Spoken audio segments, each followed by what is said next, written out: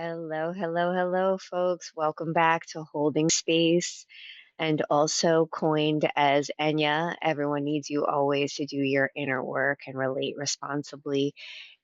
That title is for if you're on Spotify and YouTube, and the holding space, because it's a little bit more nestled in, is the location that we exist in on Substack. And I like to call it the kind of warehouse for You Are Not Broken University, because as we've expanded the toolbox approach and the phases of healing, we've come to recognize that possibly this brokenness feeling that we have sometimes is really an invitation for inner work. And you have an opportunity to really enter a classroom and a university. So you are not broken university. What we're going to talk about today is a really important topic. It's about emotional starvation and how we learn to Tupperware feelings after or during experiences. Emotional starvation through containment has many shapes and sizes. The effects manifest a spectrum of mental health and physical health ailments and how we age. It affects our secure attachment also. So I'm going to just take a moment to start this off with, a few quotes just from my own understanding. So these are like quotes by me. Contain, store, forget. These are trauma responses. One need not have PTSD to recognize how containment patterns reshape the way you feel. Hunger, empathy, pleasure, joy, physical pain, fatigue, connection, fear, sadness, all are affected. There is a new triad, however: ident- identify, process, integrate. Through it, we can refeed ourselves and restore nourishment. And when we do, individually and collectively, we repattern hearts and minds exponentially and enjoy collective relational healing. So if that kind of went in one ear and out the other, that's okay. We're going to get into emotional starvation, how we learn to Tupperware feelings after or during experiences. And I'm just going to start with how we got here and a little bit on Tupperware's origin story. Tupperware emerged as a kind of American hero when it entered kitchens in the late 1940s. It carried a quiet promise that with the right container, nothing nourishing would ever be lost again. Its story began earlier, actually, in 1938, when chemist Earl Tupper secured access to DuPont's pure polyethylene pellets, a wartime plastic engineered for durability and control. Even then, the product whispered a message of safety in uncertain times: seal it, protect it, preserve it. But by the mid 20th century, Tupperware was far more than a household name. It had become a cultural symbol of hopefulness, suggesting that with the right airtight seal, the longevity of any meal could be extended indefinitely. It branded us with a mentality: contain, preserve, control. When Tupperware founded the Tupperware Plastics Company in 1942 and introduced the Wonderlier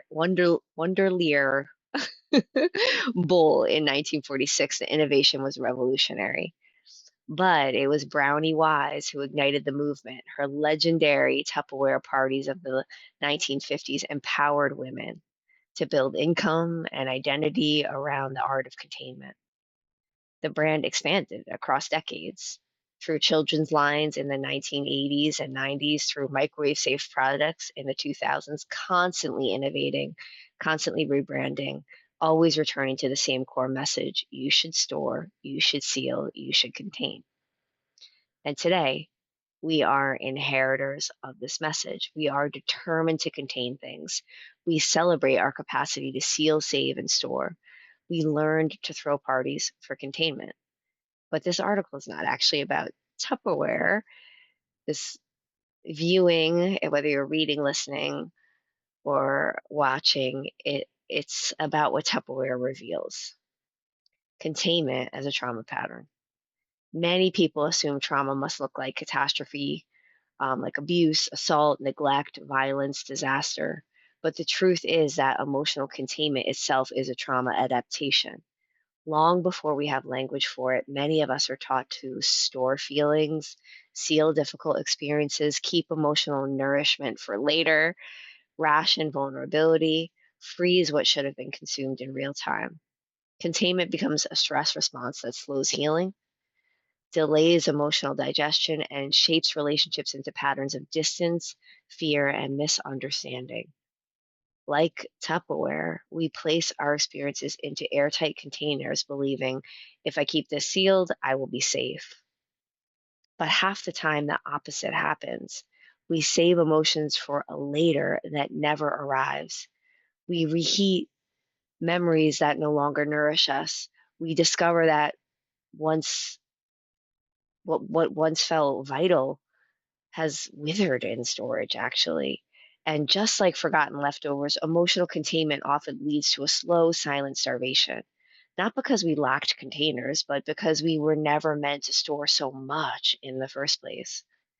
Containment works for a night or two, but it's a short term strategy and not a lifestyle. It is certainly not a healing method. It's not a sustainable way to feed the human heart. This is where we are, determined to contain things, determined to throw a party for containment, hopeful that this capacity differentiates, individualizes, and empowers us from wasting. Wasting what? This article, this talk today, if you're viewing this video, proposes that this serves as a key example of what messages can go against our emotional healing after each of us experiences our own unique traumas in life. Again, many people assume that a trauma couldn't be on their timeline if they haven't been abused, assaulted, violated, injured, severely neglected, abandoned in childhood, survived something catastrophic, or bore witness to something horrific. The truth is that emotional containment is a trauma pattern.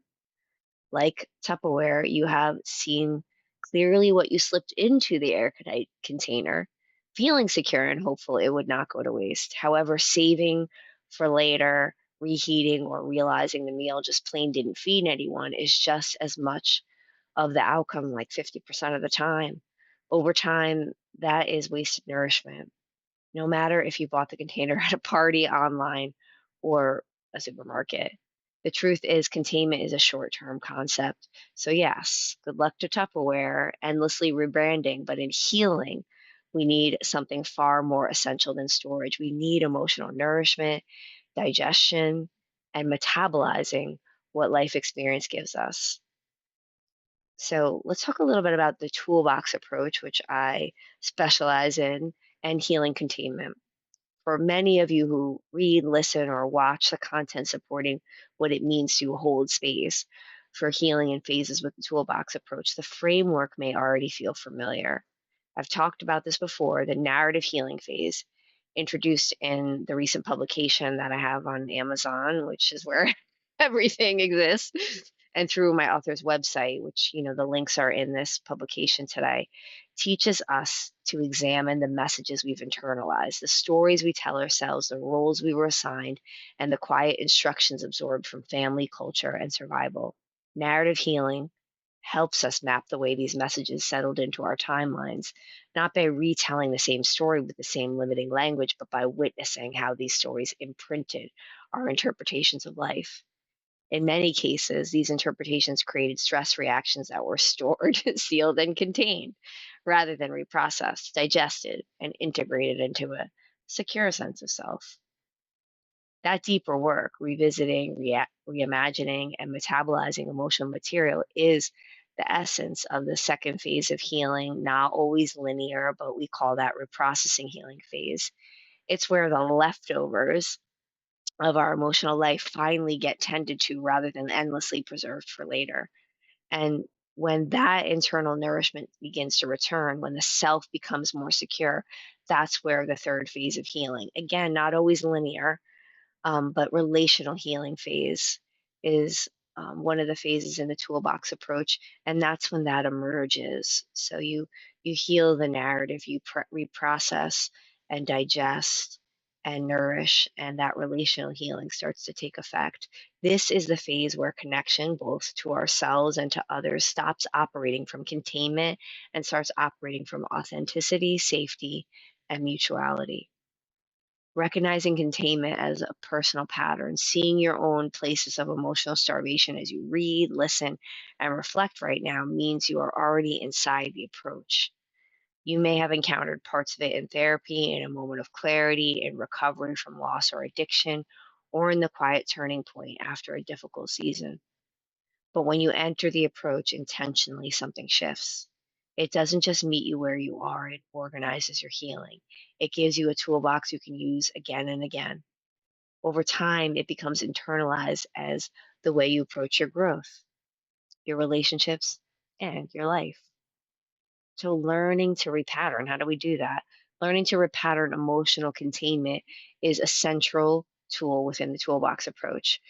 To work with this tool effectively, we first need to understand what healthy containment actually is and how it differs from the emotionally harmful containment many of us have learned through trauma, family systems, or survival. Many people mistake not talking about something for safety. It can feel emotionally safer to avoid a difficult conversation and keep the mess inside as if we're preserving a meal for later. But emotional material is not leftovers, and unprocessed emotions do not stay fresh.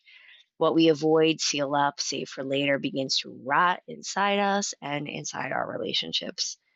Healthy containment happens when we recognize that the first interpretation that arises during an emotionally triggering moment is not necessarily factual.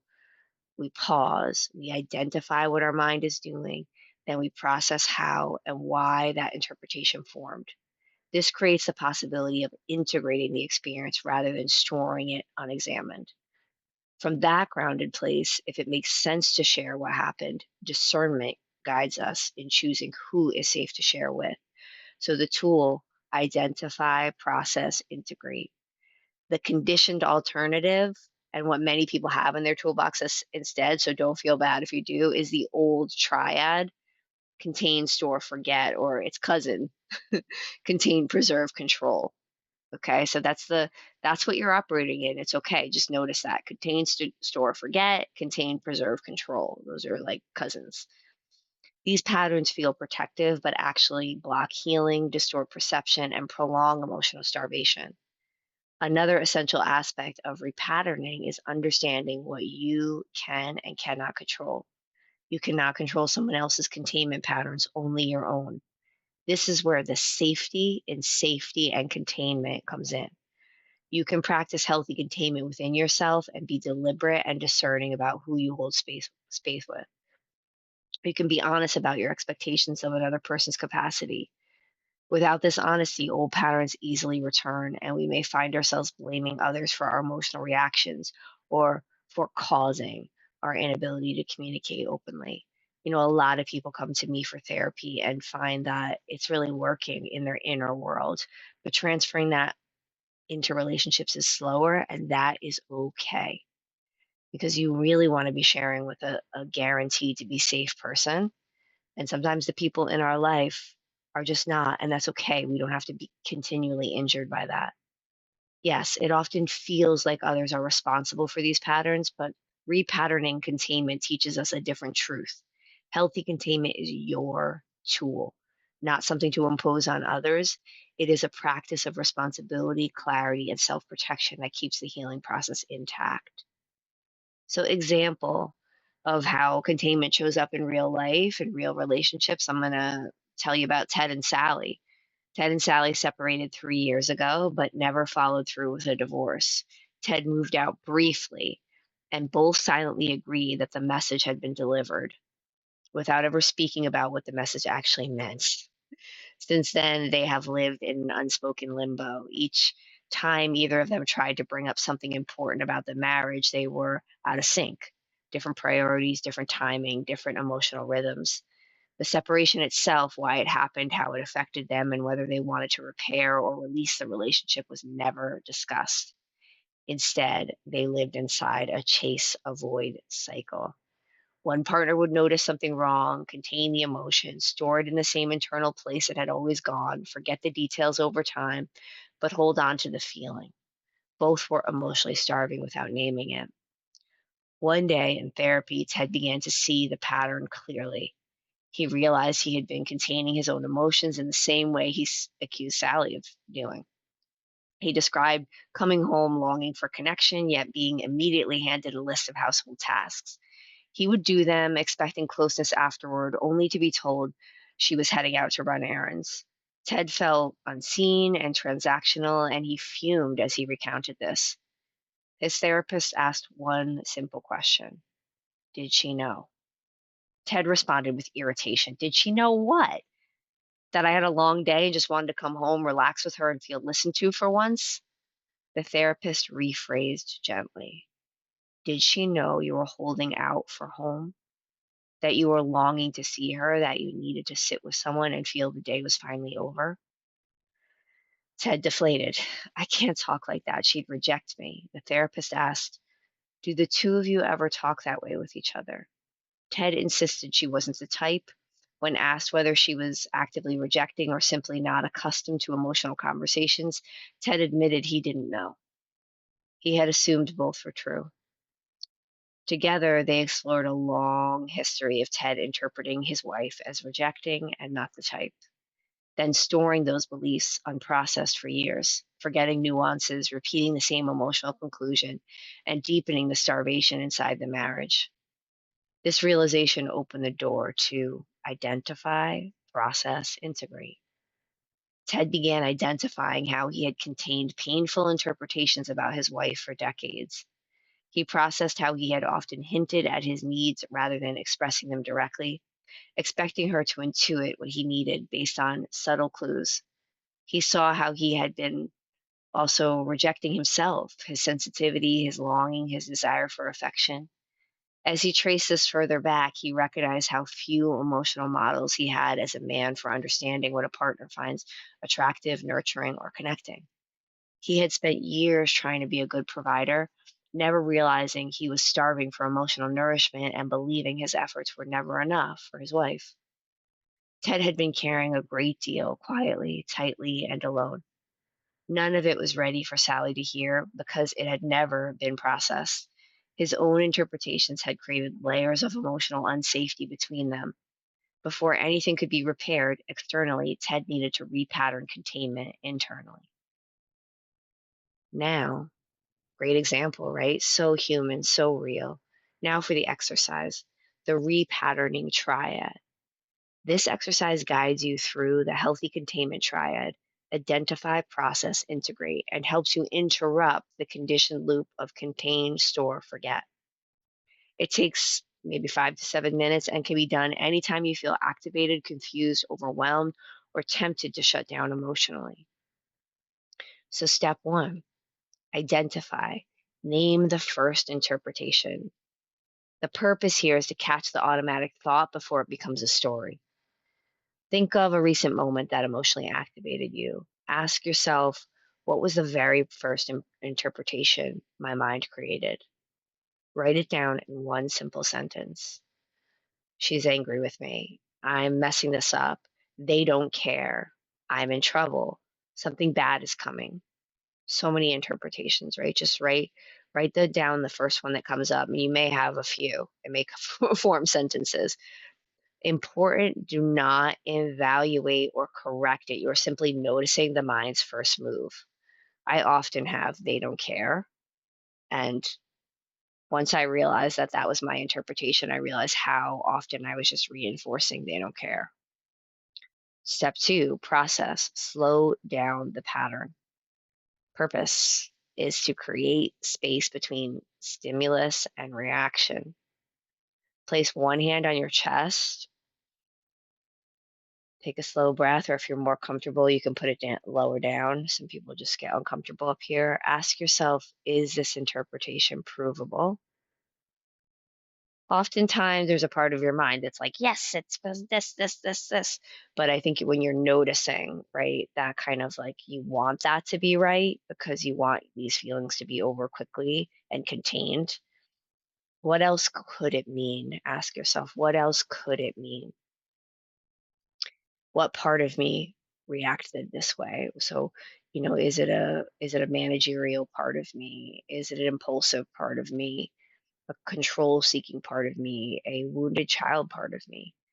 Then write or think, writing is best, of the 1 to 2 alternative interpretations, even if they feel small or unlikely.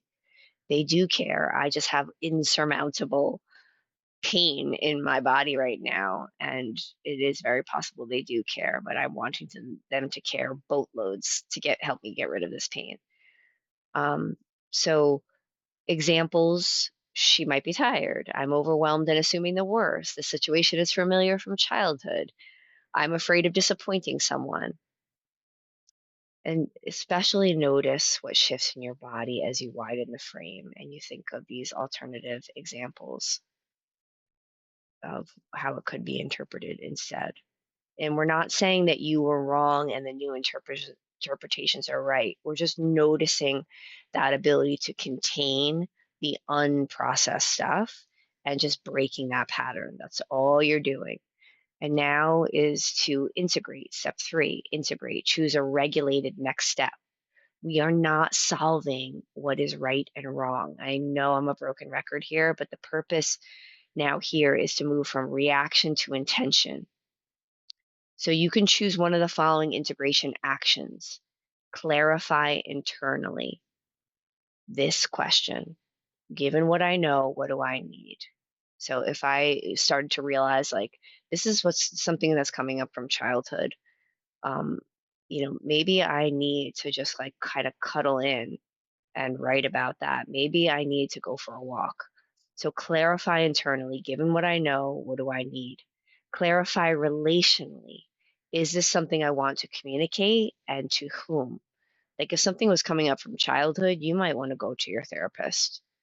If you feel close enough and that you can make it brief enough, you might say, "Hey, I was reacting to something my mom used to do. I'm really sorry. Like, I don't think I'm wrong or bad. I'm not sorry in that kind of way, but I'm just sorry that I was blending the two experiences." Clarify direction. What is one small action I can take to feel grounded again? So you may just, like kind of like take a shower, even though it doesn't feel like the right time of day, just to get yourself literally clean of what just happened.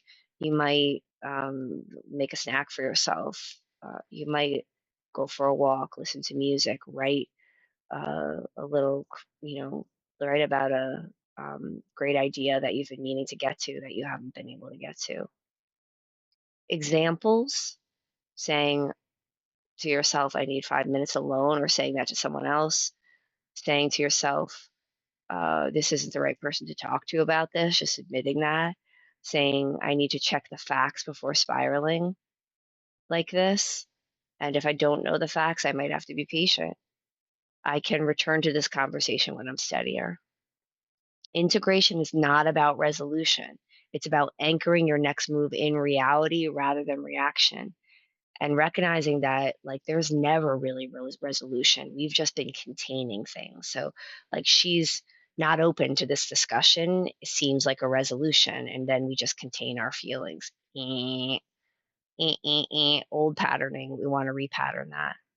When to use this exercise: use it when you notice yourself bottling emotions, replaying a situation without understanding it, assuming the worst, avoiding clarifying conversations, storing feelings until they go away, blaming others for your internal state, feeling emotionally full without relief.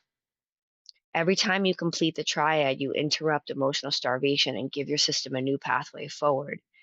Healing takes time, repatterning takes time, but this is a very hopeful procedure to follow, and I wouldn't give it to you if I wasn't using it in my own life.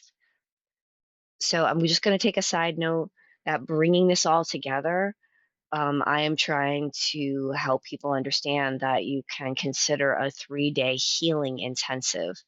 Oftentimes, we still need therapy, but sometimes we're spending a lot of time in therapy before we're really on the path of healing. So, 3-day therapy intensives can really help with that. When patterns have guided our lives for years, it can feel overwhelming to imagine where to even begin. Maybe you're going to switch therapists, but you kind of wonder about that, and it's a great time for a healing intensive.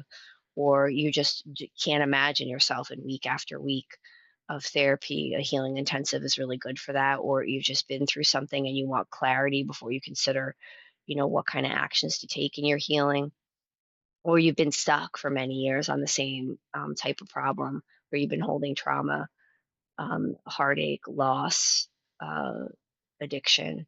Healing intensives can be really good for that. Healing can seem abstract, scattered, or endless, but when healing is organized into phases, when you can see where you are, why you're there, and what tools belong to that stage, everything becomes within your capacity to learn, exercise, and practice. This is exactly what the 3-day healing intensive is designed to offer: clarity, healthy containment, and a structured path forward. Over the course of 3 days, you move through the phases of narrative healing, reprocessing healing, and relational healing with depth, direction, and professional guidance from me. The intensive does not replace long term healing. It helps your nervous system know inner work is now within your capacity. If you do those 3 days, you'll never distrust your capacity again.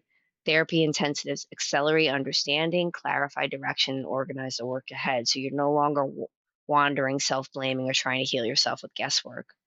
You'll receive personalized support through 2.5 hours of coursework each day to understand the phases and your patterns, 1.5 hours of therapy each day to apply the tools to your personal journey, 1 hour of coaching each day to integrate healing into relationships, career, health, and everyday life. And then an optional bonus half day will be offered to you, which is a group session for other people to share their experiences from the 3-day intensive and build community, shared wisdom, reflection, expanded insight. That's your free decision, but sometimes that is very a nice cap off several weeks later. The structure of the intensive allows you to see your healing in a new way that makes sense. You leave not fixed, but informed, grounded, and empowered. You leave with a plan, a direction, and tools you understand, not tools that overwhelm you, but tools that feel like your own. Most importantly, you leave with the sense that healing is not something you have to earn, perfect, or chase, but is something you're allowed to organize, inhabit, and grow. This is the purpose of the toolbox approach. This is the intention of the 3-day healing intensive. And I leave the link in the show notes and in the Substack content to arrange your discovery call. This link ensures your setup. It kind of screens your insurance. Now, therapy intensives are not covered by insurance, but this setup will screen your insurance so that any follow up you should need, you already know you're covered. So if we want a follow up session with me or two, then you're covered. If you have your own therapy, that's fine. But I do in the link want you to make sure you're covered for that follow up. Other stuff, you can click on the link to even just take the poll about the therapy intensives because we are trying to democratize mental health here. So your voice really matters. And I would love to learn what you think of the descriptions of what a therapy intensive is and what you think appeals to you. Even if this doesn't call to you, your voice so matters to me. Your healing matters to me. I want to hear you. I want to serve your journey and clear that path. Your answers are just so vital. So heal on, everybody. I know that you are trying the best you can to organize your healing journey, and I'm here to help.